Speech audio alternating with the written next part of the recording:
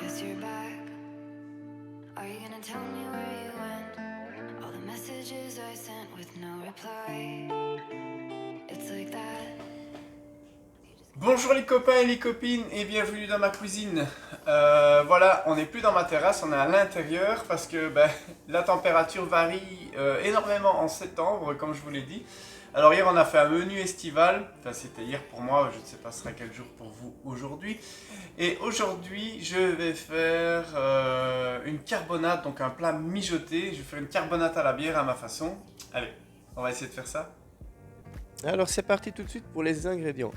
Il vous faudra une bouteille de bière Saint-Feuillin de 75 centilitres ou une autre bière blonde amère, 2 oignons, 5 branches de céleri, 5 carottes, un petit bouquet garni de persil plat et de thym, 5-6 gousses d'ail en chemise, une tasse de farine et du beurre, de l'huile d'olive, des morilles séchées et un petit pot de champignons des bois séchés, du sel et du poivre. Alors on va commencer tout de suite par réhydrater les morilles séchées et les champignons.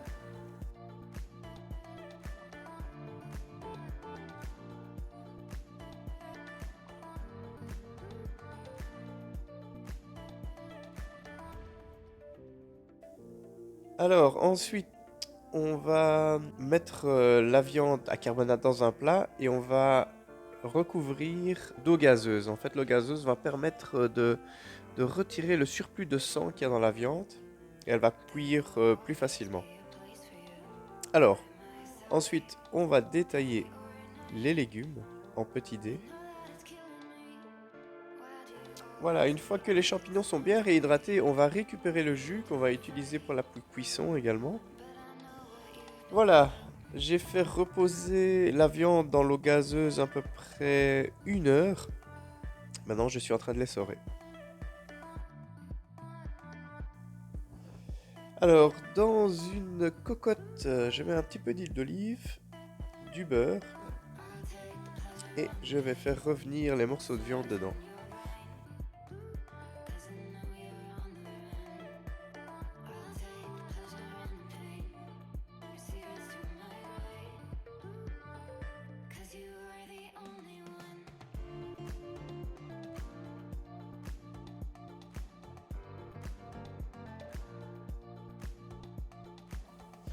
Alors, je vais récupérer le surplus de jus de viande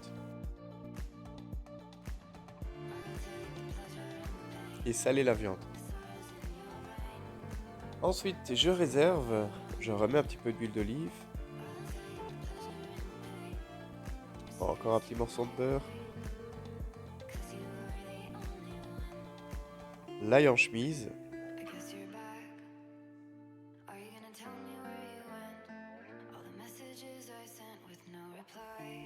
Et le reste des légumes.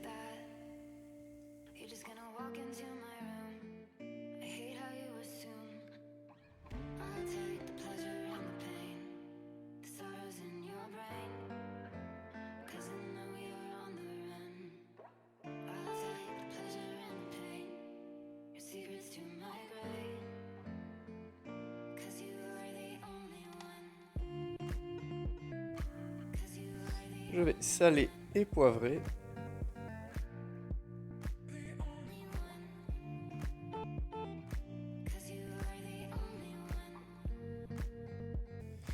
Et rajouter la viande.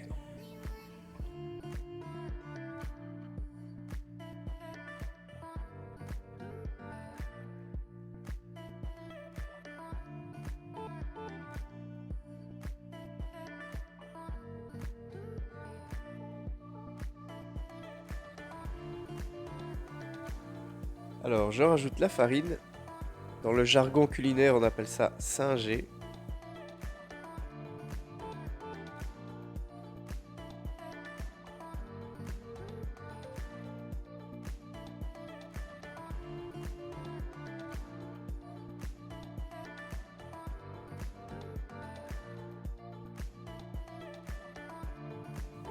Ensuite, je vais ajouter le jus des champignons et un bouillon de bœuf que j'ai fait la veille.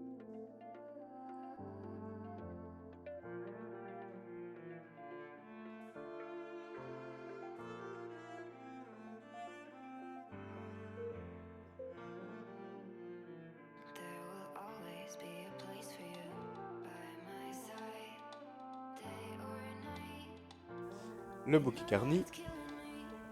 Why do you always leave? on sel et on poivre. We don't fight, but I know Ensuite, je vais écumer quelques fois. Car l'écume en fait vient du sang de la viande et ça donnerait un goût un petit peu amer.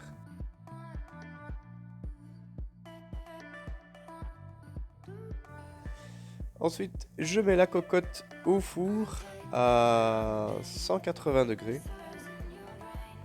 Et je vais laisser cuire à peu près 2 heures.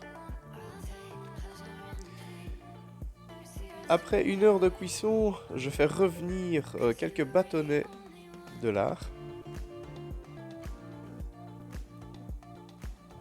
pour l'ajouter à la préparation.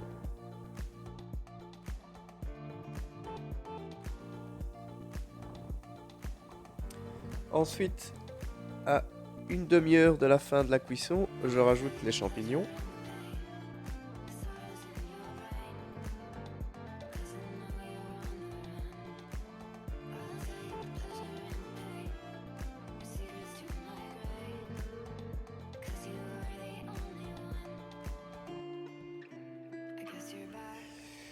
Voilà, la cocotte a cuit à peu près 2h30. Alors, je vais mettre la préparation dans un plat à gratin et on va laisser refroidir.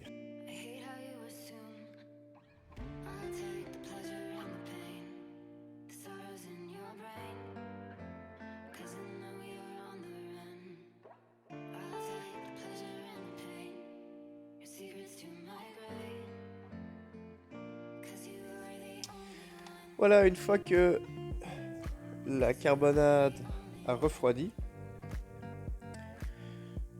je vais placer au-dessus du plat de la pâte feuilletée. Je vais coller celle-ci à l'aide de jaune d'œuf. Et voilà, en guise de décoration, j'ai découpé quelques petites étoiles. Et maintenant, je suis en train de badigeonner le dessus de la pâte avec du jaune d'œuf pour lui donner une belle couleur. Et voilà, je vais réenfourner encore une fois 35 à 40 minutes. Et je vais accompagner la carbonade de gratin dauphinois.